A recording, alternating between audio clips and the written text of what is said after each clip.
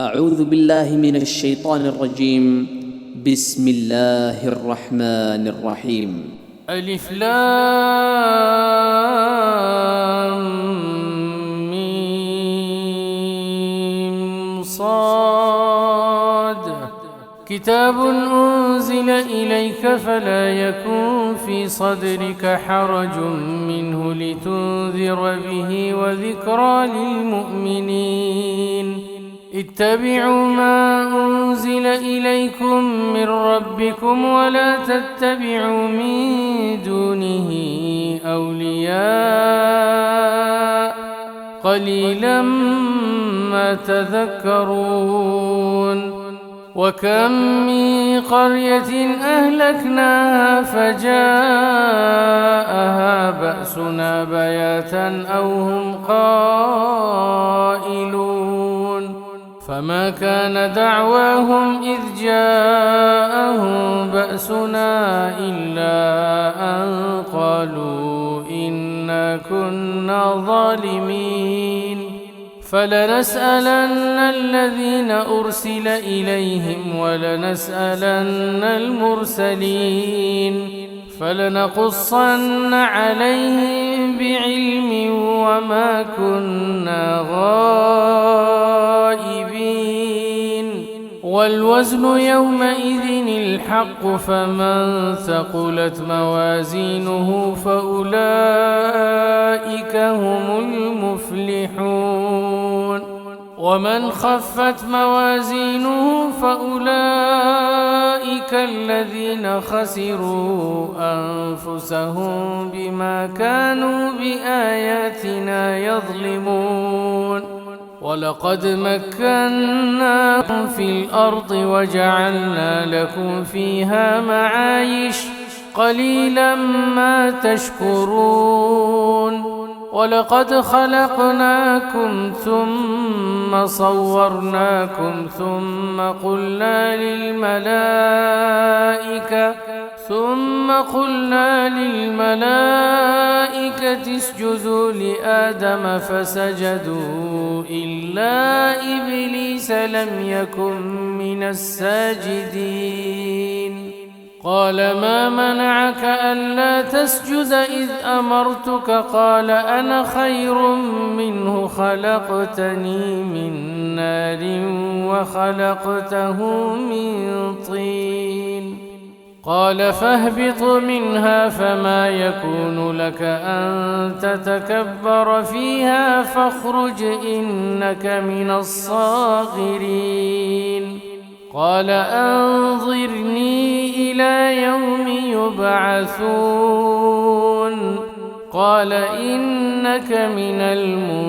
المنظرين. قال فبما أغويتني لأقعدن لهم صراطك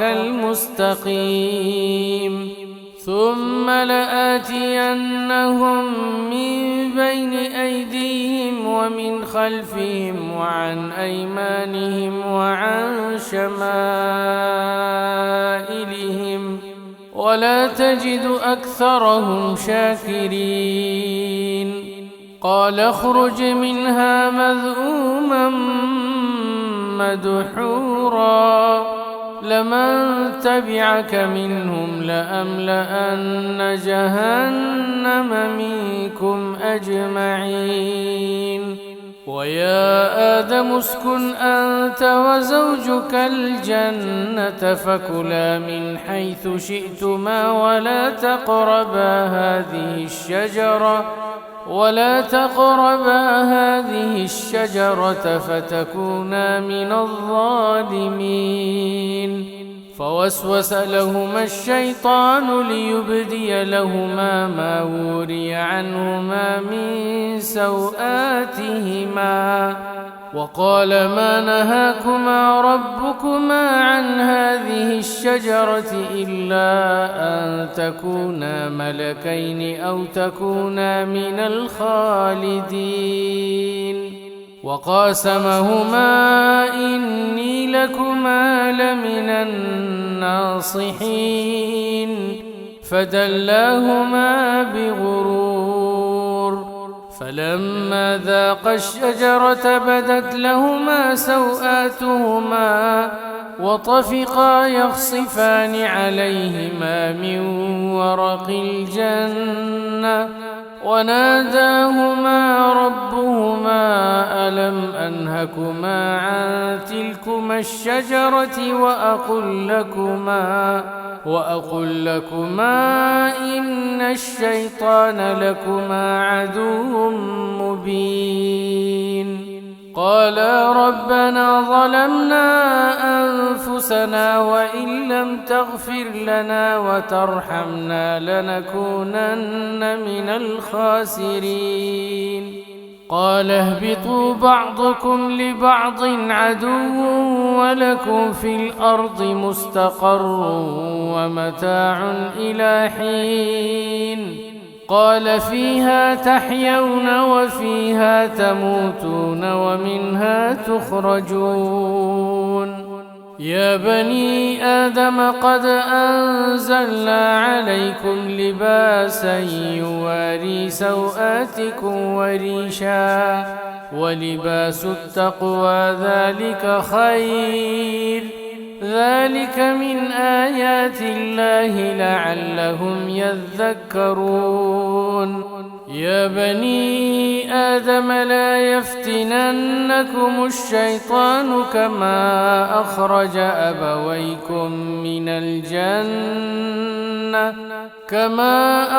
أبويكم من الجنة ينزع عنهما لباسهما ليريهما سوآتهما إنه يراكم هو وقبيله من حيث لا ترونهم إنا جعلنا الشياطين أولياء للذين لا يؤمنون وإذا فعلوا فاحشة قالوا وجدنا عليها آباءنا والله أمرنا بها قل إن الله لا يأمر بالفحشاء أتقولون على الله ما لا تعلمون قل أمر ربي بالقسط وأقيموا وجوهكم عند كل مسجد وادعوه مخلصين له الدين كما بدأكم تعودون فريقا هدى وفريقا حق عليهم الضلالة إنهم اتخذوا الشياطين أولياء من دون الله ويحسبون أنهم مهتدون يا بني آدم خذوا زينتكم عند كل مسجد وكلوا واشربوا ولا تسرفوا إنه لا يحب المسرفين قل من حرم زينة الله التي أخرج لعباده والطيبات من الرزق قل هي للذين آمنوا في الحياة الدنيا خالصة يوم القيامة كذلك نفصل الآيات لقوم يعلمون قل إنما حرم ربي الفواحش ما ظهر منها وما بطن والإثم والبغي بغير الحق وأن تشركوا بالله ما لم ينزل به سلطانا وأن تقولوا على الله ما لا تعلمون ولكل أمة أجل فإذا جاء أجلهم لا يستأخرون ساعة ولا يستقدمون يا بني آدم إما يأتينكم رسل منكم يقصون عليكم آياتي فمن اتقى وأصلح فلا خوف عليهم ولا هم يحزنون والذين كذبوا بآياتنا واستكبروا عنها أولئك أصحاب النار هم فيها خالدون. فمن أظلم ممن افترى على الله كذبا أو كذب بآياته أولئك ينالهم نصيبهم من الكتاب حتى إذا جاءتهم رسلنا يتوفونهم قالوا أين ما كنتم تدعون من دون الله قالوا ضلوا عنا وشهدوا على أنفسهم أنهم كانوا كافرين. قال ادخلوا في قد خلت من قبلكم من الجن والإنس في النار كلما دخلت أمة لعنت أختها حتى إذا اداركوا فيها جميعا قالت أخراهم لأولاهم ربنا هؤلاء أضلونا فآتهم عذابا ضعفا من النار قال لكل ضعف ولكن لا تعلمون. وقالت أولاهم لأخراهم فما كان لكم علينا من فضل فذوقوا العذاب بما كنتم تكسبون. إن الذين كذبوا بآياتنا واستكبروا عنها لا تفتح لهم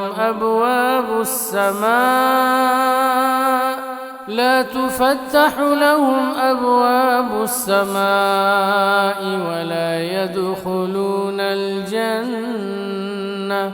ولا يدخلون الجنة حتى يلج الجمل في سم الخياط وكذلك نجزي المجرمين.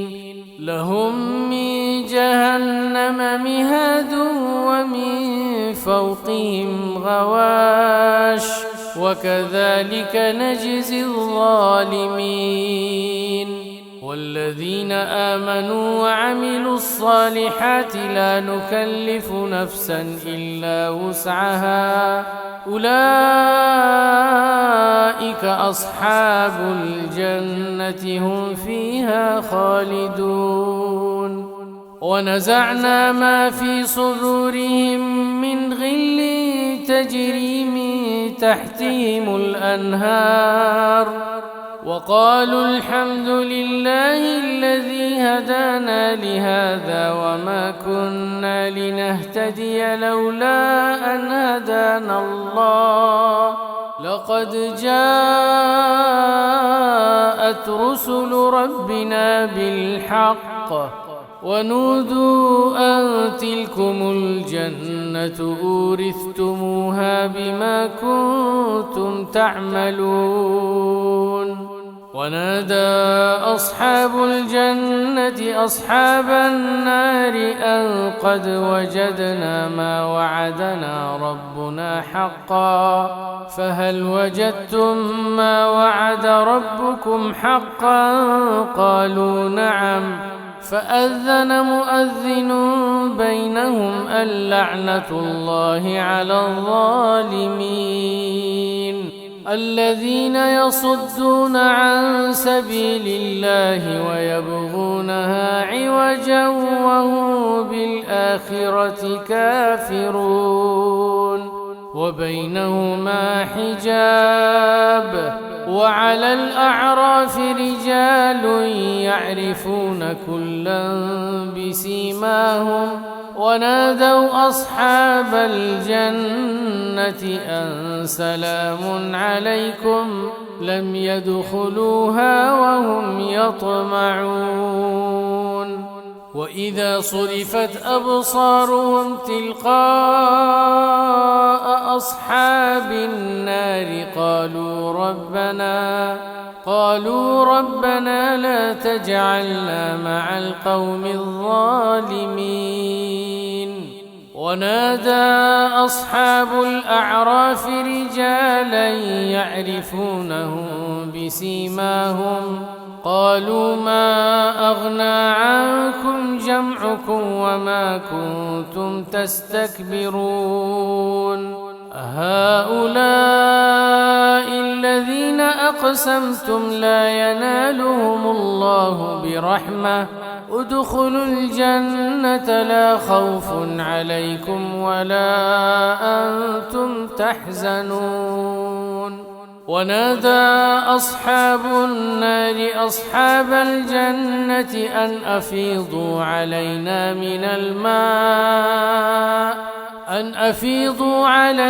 من الماء أو مما رزقكم الله قالوا إن الله حرمهما على الكافرين الذين اتخذوا دينهم لهوا ولعبا وغرتهم الحياة الدنيا فاليوم ننساهم كما نسوا لقاء يومهم هذا وما كانوا بآياتنا يجحدون. ولقد جئناهم بكتاب فصلناه على علم هدى ورحمة لقوم يؤمنون. هل ينظرون إلا تأويله يوم يأتي تأويله يقول الذين نسوه من قبل قد جاءت رسل ربنا بالحق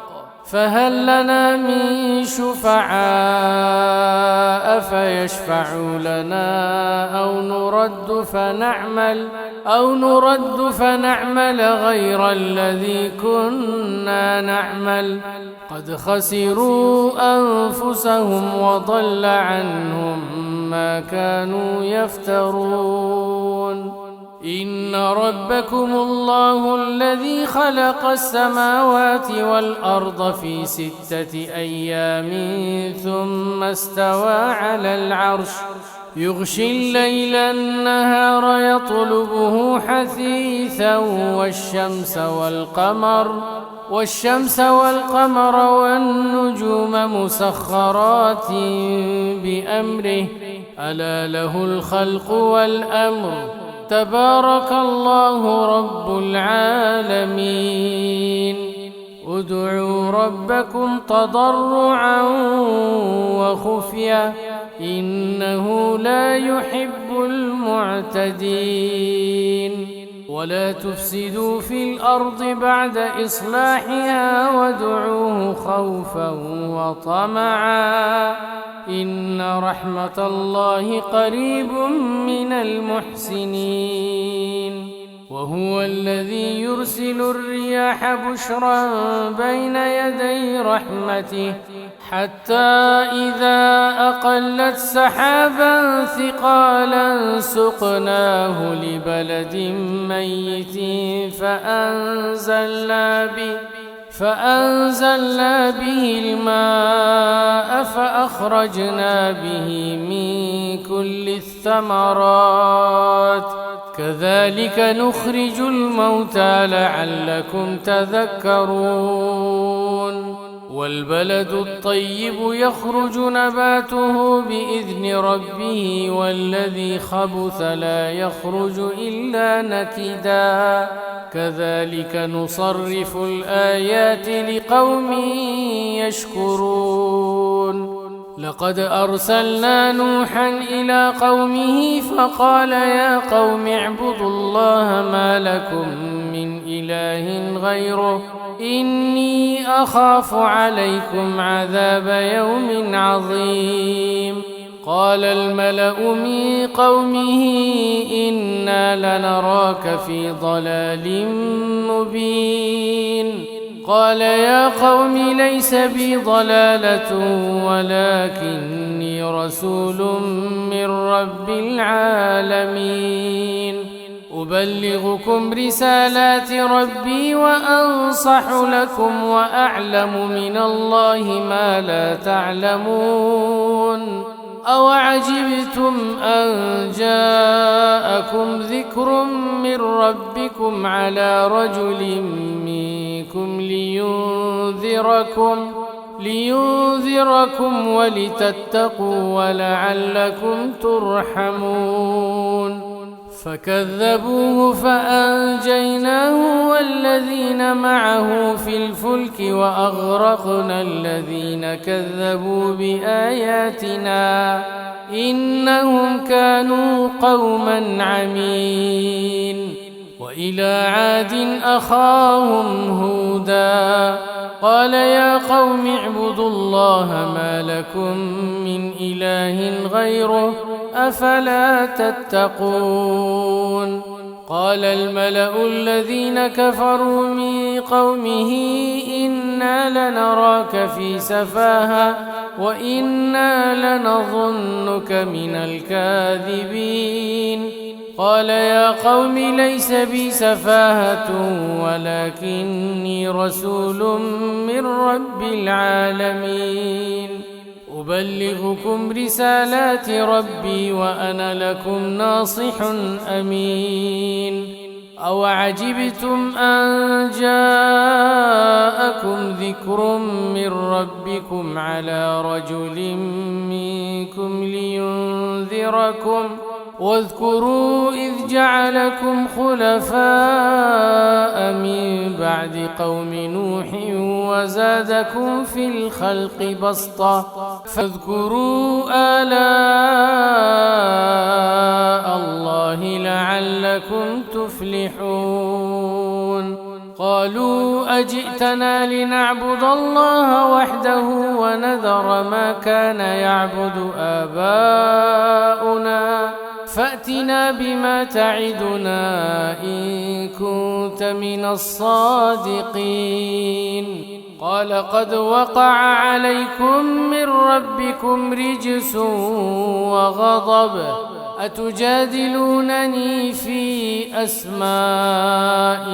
سميتموها أنتم وآباؤكم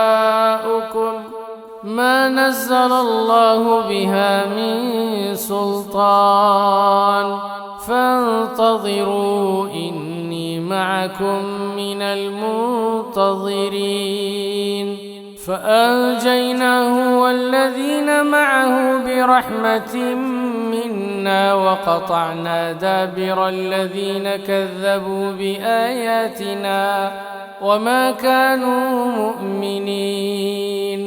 وإلى ثمود أخاهم صالحا قال يا قوم اعبدوا الله ما لكم من إله غيره قد جاءتكم بينة من ربكم هذه ناقة الله لكم آية فذروها تأكل في أرض الله ولا تمسوها بسوء فيأخذكم عذاب أليم واذكروا إذ جعلكم خلفاء من بعد عاد وبوأكم في الأرض تتخذون من سهولها قصورا وتنحتون الجبال بيوتا فاذكروا آلاء الله ولا تعثوا في الأرض مفسدين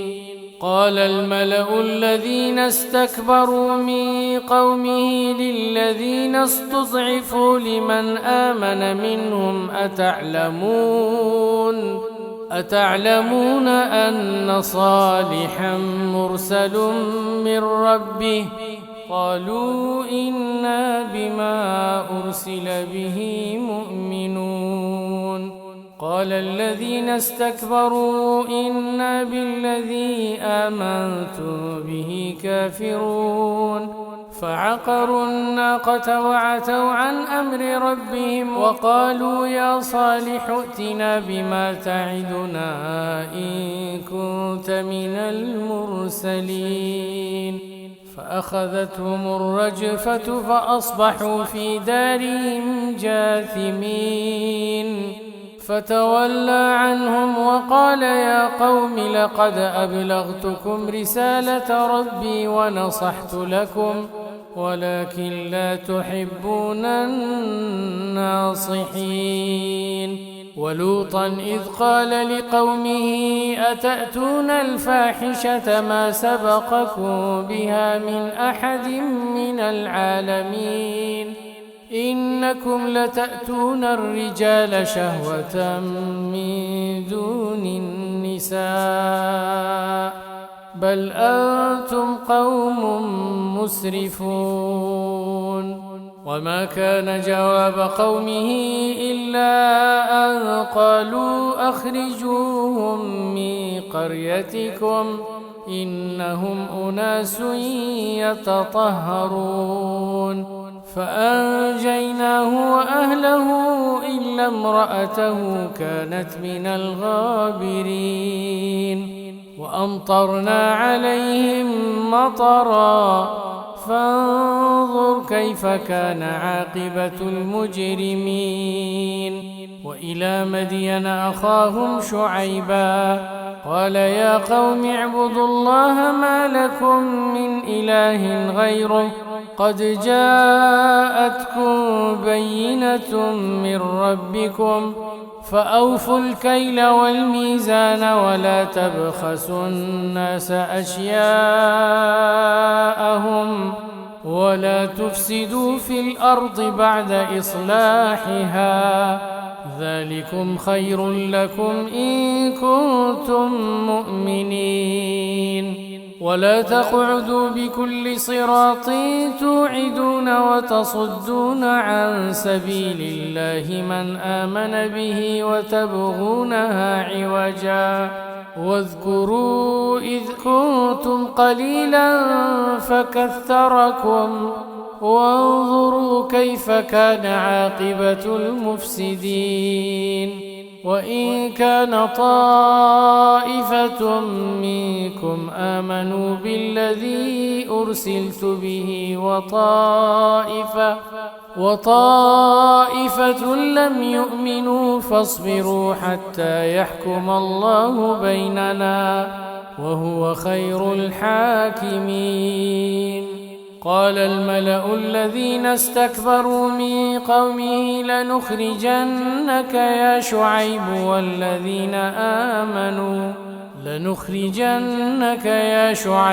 والذين آمنوا معك من قريتنا أو لتعودن في ملتنا قال أولو كنا كارهين قد افترينا على الله كذبا إن عدنا في ملتكم بعد إذ نجانا الله منها وما يكون لنا أن نعود فيها إلا أن يشاء الله ربنا وسع ربنا كل شيء علما على الله توكلنا ربنا افتح بيننا وبين قومنا بالحق وأنت خير الفاتحين وقال الملأ الذين كفروا من قومه لئن اتبعتم شعيبا إنكم إذا لخاسرون فأخذتهم الرجفة فأصبحوا في دارهم جاثمين الذين كذبوا شعيبا كأن لم يغنوا فيها الذين كذبوا شعيبا كانوا هم الخاسرين فتولى عنهم وقال يا قوم لقد أبلغتكم رسالات ربي ونصحت لكم فكيف آسى على قوم كافرين وما أرسلنا في قرية من نبي إلا أخذنا أهلها بالبأساء والضراء لعلهم يضرعون ثم بدلنا مكان السيئة الحسنة حتى عفوا وقالوا قد مس آباءنا الضراء والسراء فأخذناهم بغتة وهم لا يشعرون ولو أن أهل القرى آمنوا واتقوا لفتحنا عليهم بركات من السماء والأرض ولكن كذبوا فأخذناهم بما كانوا يكسبون أفأمن أهل القرى أن يأتيهم بأسنا بياتا وهم نائمون أوأمن أهل القرى أن يأتيهم بأسنا ضحى وهم يلعبون أفأمنوا مكر الله فلا يأمن مكر الله إلا القوم الخاسرون أولم يهد للذين يرثون الأرض من بعد أهلها أن لو نشاء أصبناهم بذنوبهم ونطبع على قلوبهم فهم لا يسمعون تلك القرى نقص عليك من أنبائها ولقد جاءتهم رسلهم بالبينات فما كانوا ليؤمنوا بما كذبوا من قبل كذلك يطبع الله على قلوب الكافرين وما وجدنا لأكثرهم من عهد وإن وجدنا أكثرهم لفاسقين ثم بعثنا من بعدهم موسى بآياتنا إلى فرعون وملئه فظلموا بها فانظر كيف كان عاقبة المفسدين وقال موسى يا فرعون إني رسول من رب العالمين حقيق على ألا أقول على الله إلا الحق قد جئتكم ببينة من ربكم فأرسل معي بني إسرائيل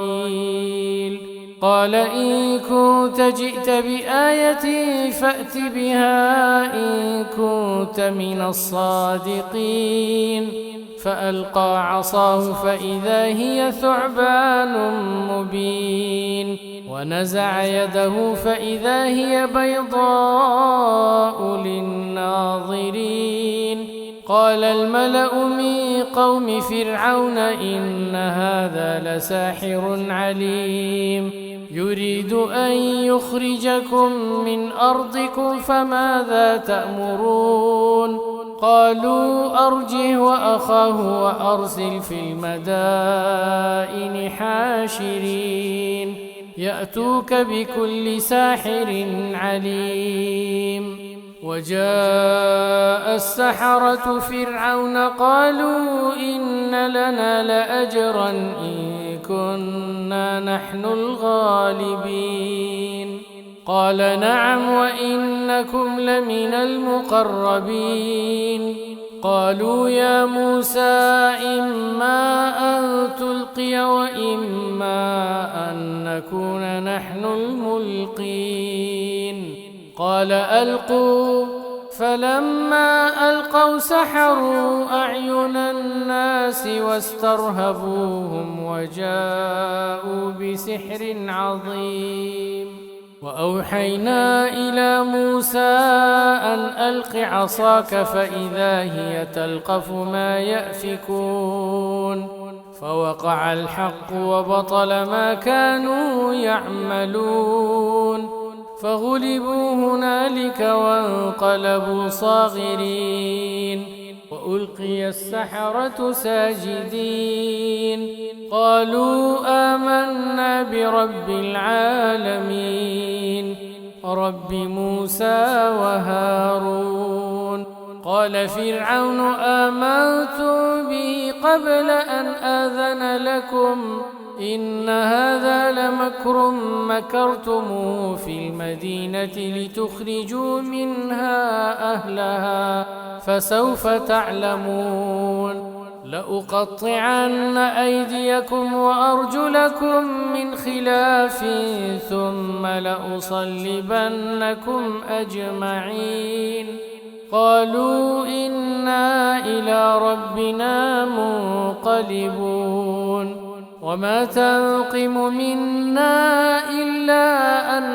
آمنا بآيات ربنا لما جاءتنا ربنا أفرغ علينا صبرا وتوفنا مسلمين. وقال الملأ من قوم فرعون أتذر موسى وقومه ليفسدوا في الأرض ويذرك وآلهتك قال سنقتل أبناءهم ونستحيي نساءهم وإنا فوقهم قاهرون. قال موسى لقومه استعينوا بالله واصبروا إن الأرض لله يورثها من يشاء من عباده والعاقبة للمتقين. قالوا أوذينا من قبل أن تأتينا ومن بعد ما جئتنا قال عسى ربكم أن يهلك عدوكم ويستخلفكم في الأرض فينظر كيف تعملون. ولقد أخذنا آل فرعون بالسنين ونقص من الثمرات لعلهم يذكرون. فإذا جاءتهم الحسنة قالوا لنا هذه وإن تصبهم سيئة يطيروا بموسى ومن معه ألا إنما طائرهم عند الله ولكن أكثرهم لا يعلمون. وقالوا مهما تأتنا به من آية لتسحرنا بها فما نحن لك بمؤمنين. فأرسلنا عليهم الطوفان والجراد والقمل والضفادع والدم آيات مفصلات فاستكبروا وكانوا قوما مجرمين. ولما وقع عليهم الرجز قالوا يا موسى ادع لنا ربك بما عهد عندك لئن كشفت عنا الرجز لنؤمنن لك ولنرسلن معك بني إسرائيل. فلما كشفنا عنهم الرجز إلى أجل هم بالغوه إذا هم ينكثون.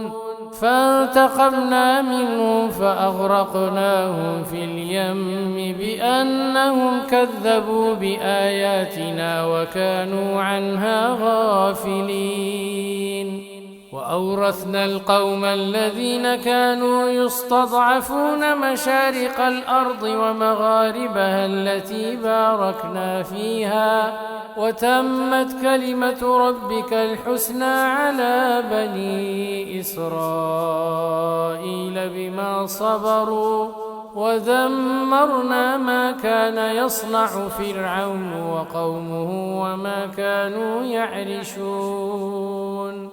وجاوزنا ببني إسرائيل البحر فأتوا على قوم يعكفون على أصنام لهم قالوا يا موسى اجعل لنا إلها كما لهم آلهة قال إنكم قوم تجهلون. إن هؤلاء متبر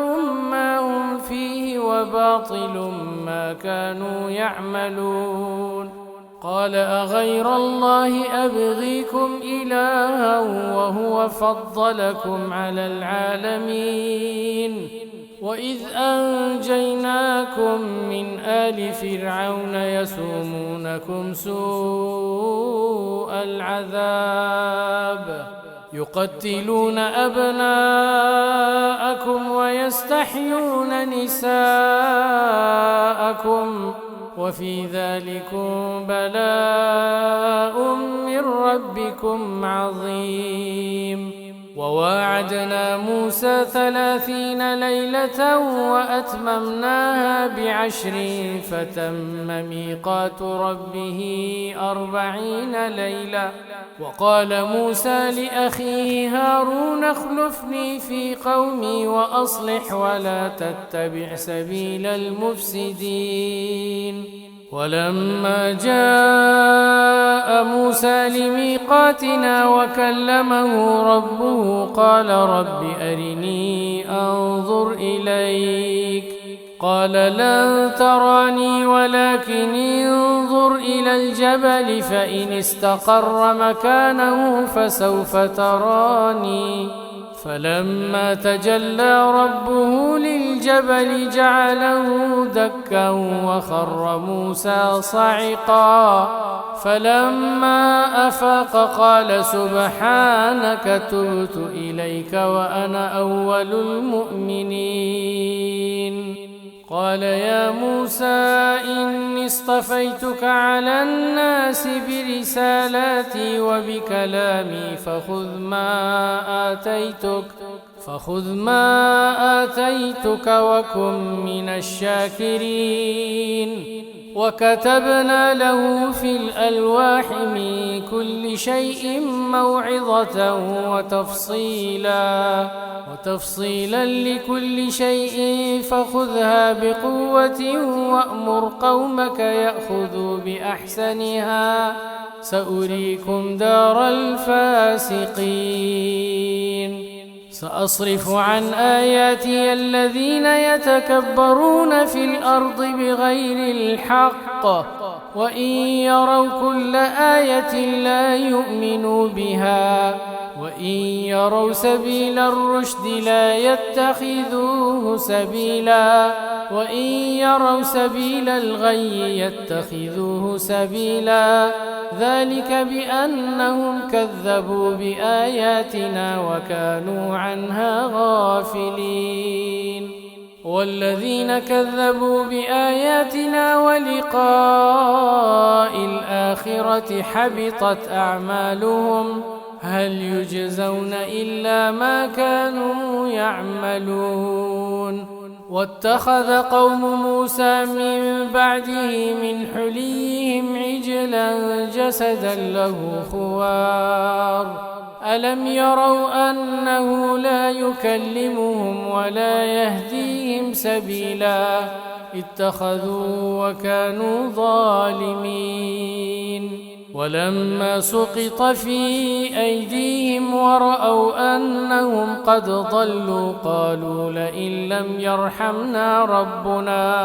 قالوا لئن لم يرحمنا ربنا ويغفر لنا لنكونن من الخاسرين ولما رجع موسى إلى قومه غضبان أسفا قال بئس ما خلفتموني من بعدي أعجلتم أمر ربكم وألقى الألواح وأخذ برأس أخيه يجره إليه قال ابن أم إن القوم استضعفوني وكادوا يقتلونني فلا تشمت بي الأعداء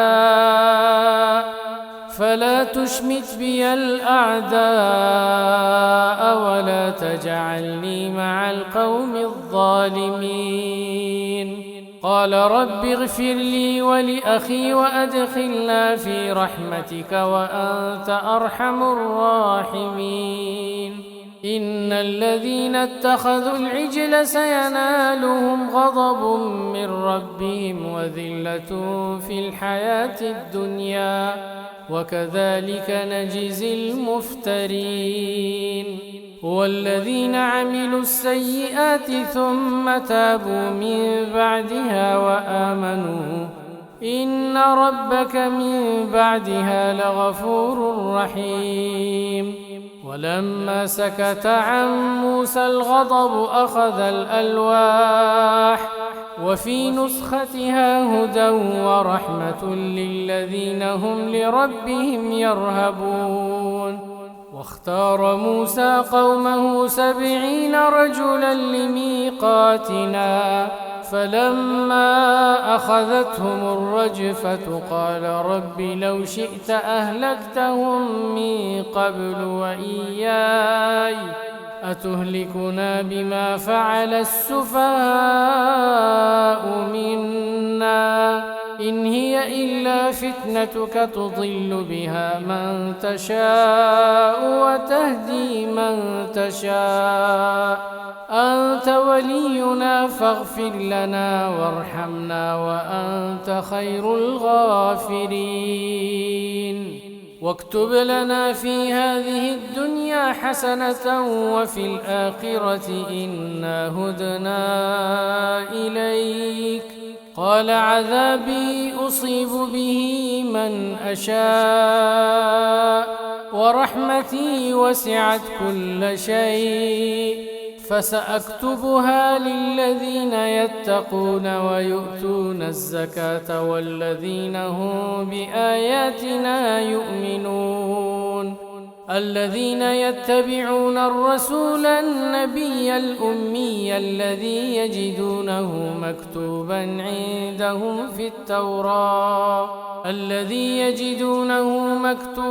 عندهم في التوراة والإنجيل يأمرهم بالمعروف وينهاهم عن المنكر ويحل لهم الطيبات ويحرم عليهم الخبائث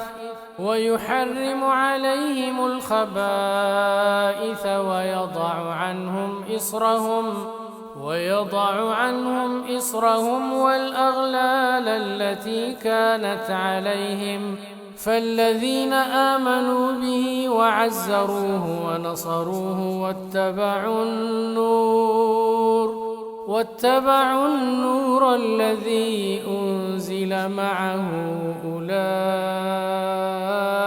هم المفلحون قل يا أيها الناس إني رسول الله إليكم جميعا الذي له ملك السماوات والأرض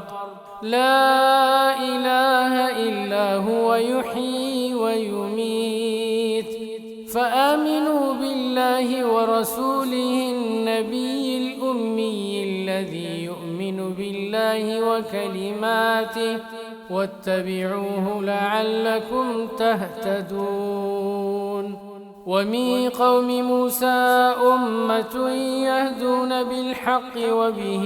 يعدلون وقطعناهم 12 أسباطا أمما وأوحينا إلى موسى إذ استسقاه قومه أن اضرب بعصاك الحجر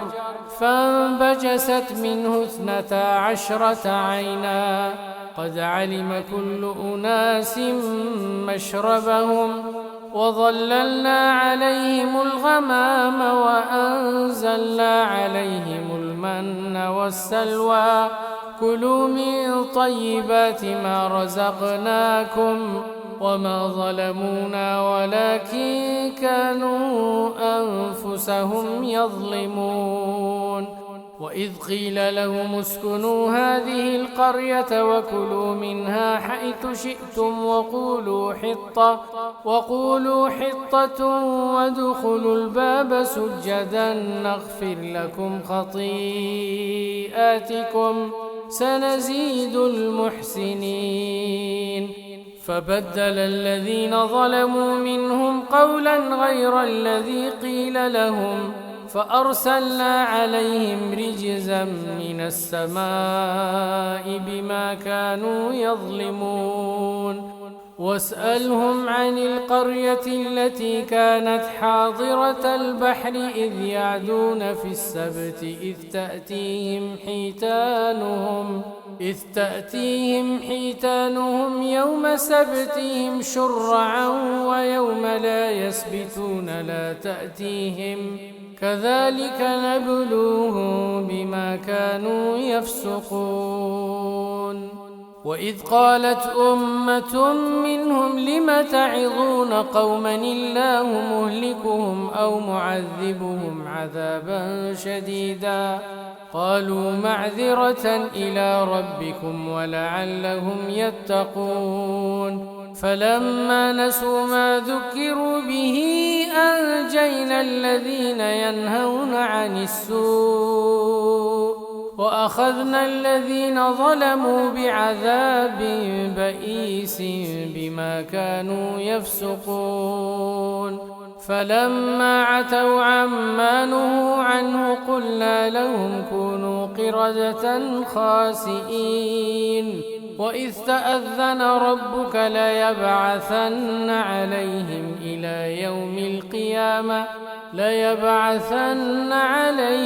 إلى يوم القيامة من يسومهم سوء العذاب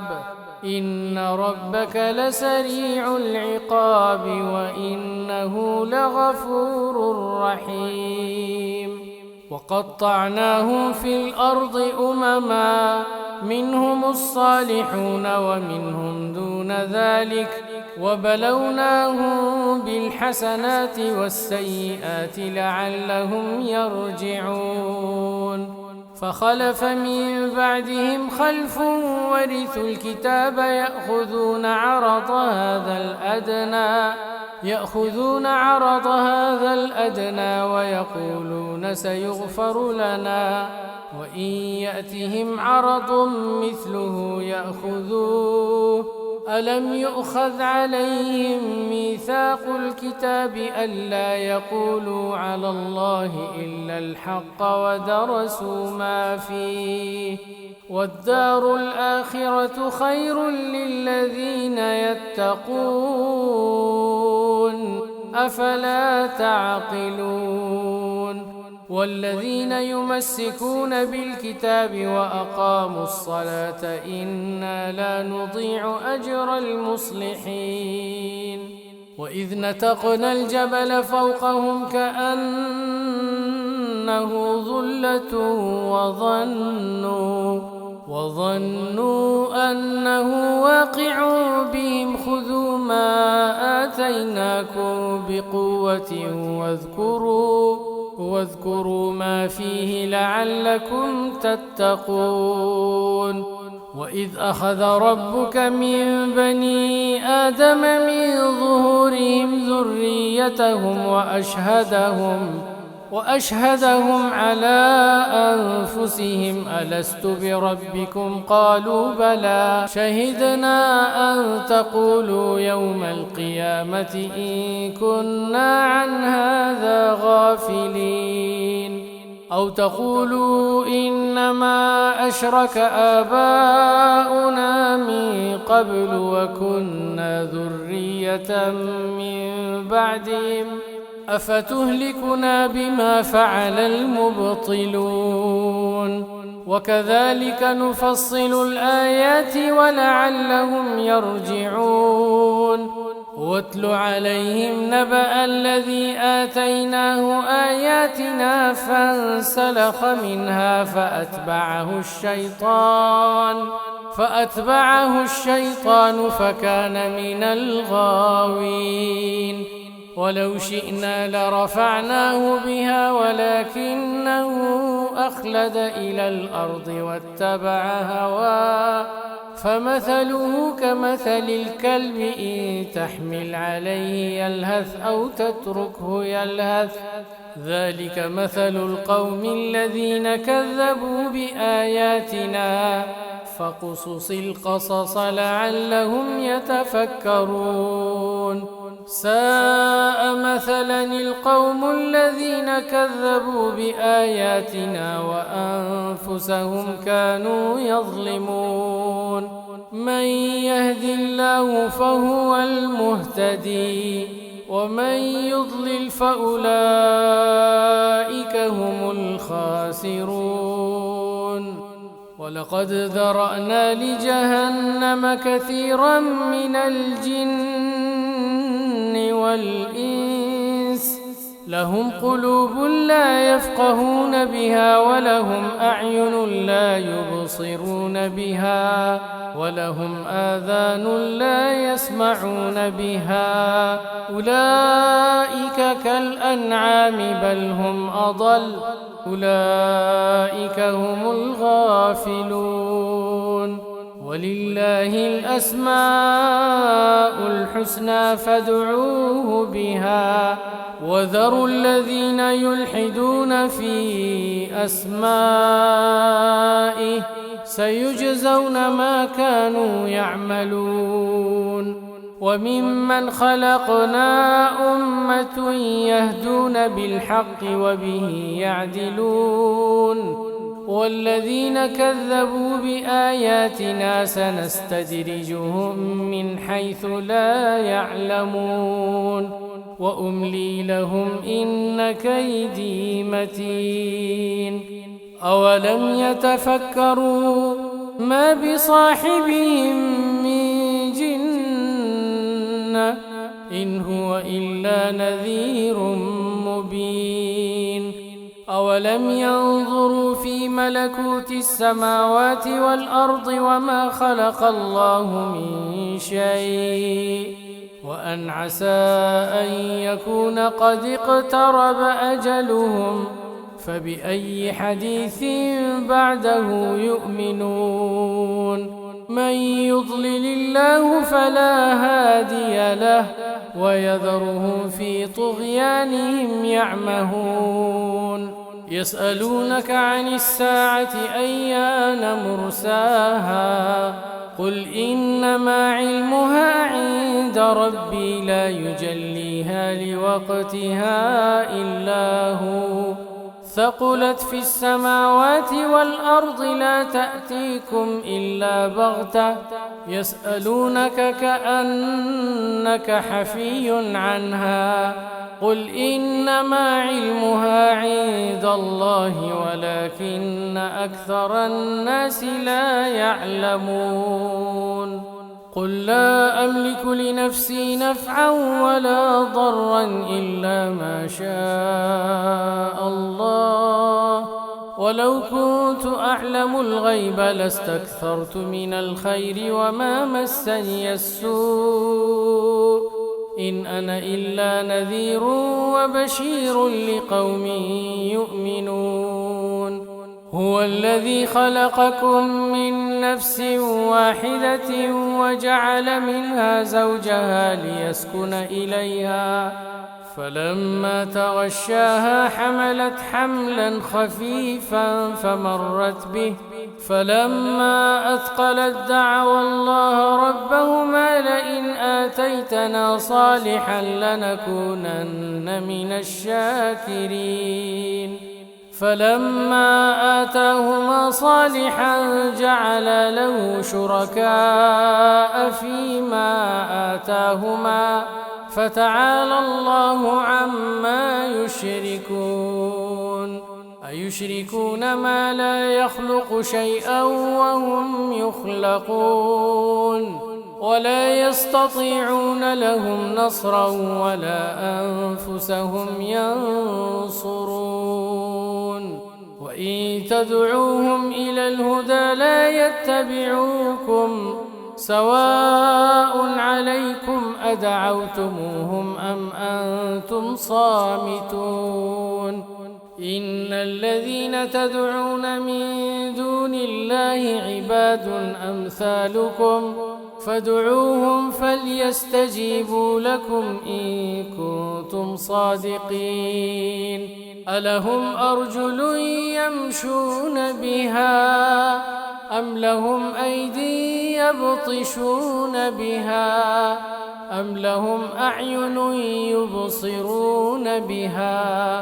أم لهم آذان يسمعون بها قل ادعوا شركاءكم ثم كيدون فلا تنظرون إن وليي الله الذي نزل الكتاب وهو يتولى الصالحين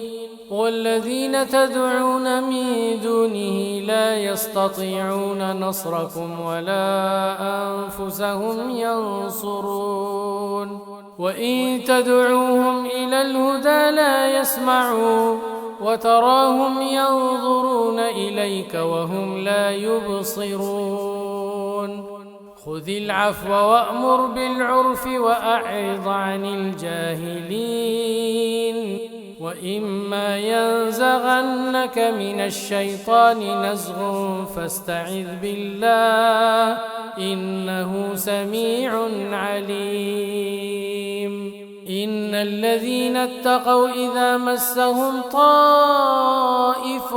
من الشيطان تذكروا فإذا هم مبصرون وإخوانهم يمدونهم في الغي ثم لا يقصرون وإذا لم تأتهم بآية قالوا لولا اجتبيتها قل إنما أتبع ما يوحى إلي من ربي هذا بصائر من ربكم وهدى ورحمة لقوم يؤمنون وإذا قرئ القرآن فاستمعوا له وأنصتوا لعلكم ترحمون واذكر ربك في نفسك تضرعا وخيفة ودون الجهر من القول بالغدو والآصال ولا تكن من الغافلين إن الذين عند ربك لا يستكبرون عن عبادته ويسبحونه وله يسجدون